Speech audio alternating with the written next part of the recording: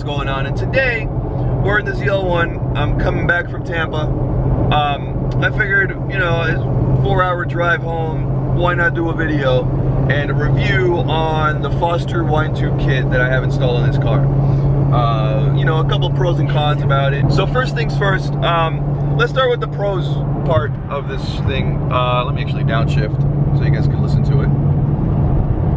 You know, you get a little bit of gas. I'm in 4th gear right now, going about 80. Sounds amazing. Now, sounds amazing, right? I love it. Great sound. Exaggerates the supercharger noise. Actually, it doesn't exaggerate it. It actually brings the supercharger noise, the whining, of course, takes it from the elbow on the cold air intake. So yeah, you do need a cold air intake to install this. You bring that noise from in front of the throttle body whenever you open it up directly into the cab. That's a great pro. It sounds amazing. It, you know, brings a new driving experience level to the car. Now, the cons about this can be good or bad. First con, you cannot install this wine tube mod on a stock cold air intake. Why? Because the cold air intakes in this car, of course, cold, but they do have, the hosing seems to be like this really soft plastic. So if you do try to drill into it in any way, if you do try to do anything of that sort, it does not really attach properly. It can end up leaking. You know, you don't want unmetered air because it is past the mass airflow sensor, and you don't want any unmetered air going into the car, causing it to go really lean. Now, another con is partial throttle.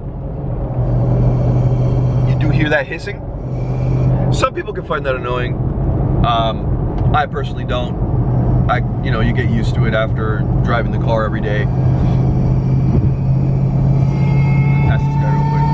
Another con about it is that some of the fittings do happen to be plastic. They do snap really easily. I had that happen with one of the elbows that came with the kit. Actually, the only elbow that really comes with the kit. And that elbow actually screws into the bottom of the manifold where you gotta drill through. You'd either have to destroy your firewall by drilling a hole through it, or you have to destroy the, well, not really destroy, make a hole inside of, which some people can consider destroyed, on the steering column boot, the thing that goes between the steering column and the firewall. Now, that's the method I use because I'd rather not drill through my firewall. If I ever need to, you know, take it off, I could just replace that boot and call it a day. On install, it wasn't easy, but it wasn't difficult. The most difficult part was actually trying to get the tube properly routed through that boot, simply because the boot is a pain in the butt because it's rubber and it tries to seal. Now, other than that, the kit is absolutely amazing. I highly recommend it for anybody trying to, you know, make these LSAs louder. The blowers are not that loud. Especially when, you know, before I used to be straight piped and that was so loud you couldn't hear yourself think. And you couldn't even hear the supercharger whine, simply because your exhaust overpowers it. Even with the windows closed, it was pretty bad. It is an acquired taste. Not everybody likes the supercharger whine, even though you have a supercharged car. Don't ask me why. It's like asking, you know, asking a turbo guy if he likes listening to his turbo spool. They're gonna say yes. Of course, this is a great product. I do highly recommend it. I will have a link on the description below. No, it's not sponsored. I'm not sponsored by anybody yet. Now, on a day-to-day, everyday driving this basis, it's not really in the way. It's an easy mod. It's inexpensive. It's $120. Really good mod to just throw on your car. Of course, any supercharged car. I know a lot of Mustang guys tend to actually rip them out for some reason. I don't know why. Now, one thing I forgot to mention. The kit ended up coming with that 90, like I said, that snap. So what I ended up doing is I noticed that 90 degree fitting, the inner diameter is actually way smaller than the diameter of the tube that goes from the, you know, the 90 degree elbow into the cabin. What does that, you know, what does that have to do with anything? It actually restricts the amount of whine and the amount of sound that you get from, oh god, that's a storm. I'm gonna have to go through that later. That's gonna suck.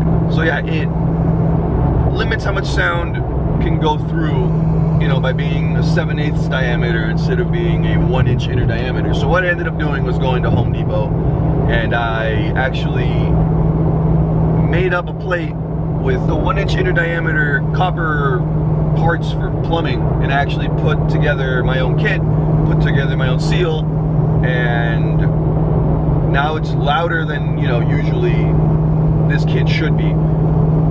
If you guys ever want me to make a video showing how I did that, please let me know.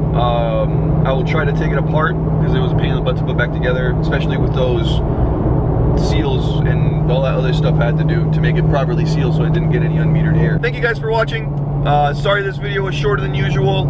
I didn't have much time to work on the car recently. That's why the last thing you guys saw was that cleaning the steering wheel video, which is still holding up great. I did that 2 days ago. It was basically on vacation mode, so I'm not going to be touching the car very much, especially 4 hours away from home. I'd rather not have anything, you know, go bad and I need to find a part. If you guys like what you saw, like, comment, subscribe, and I will be back with a new video soon. Deuces.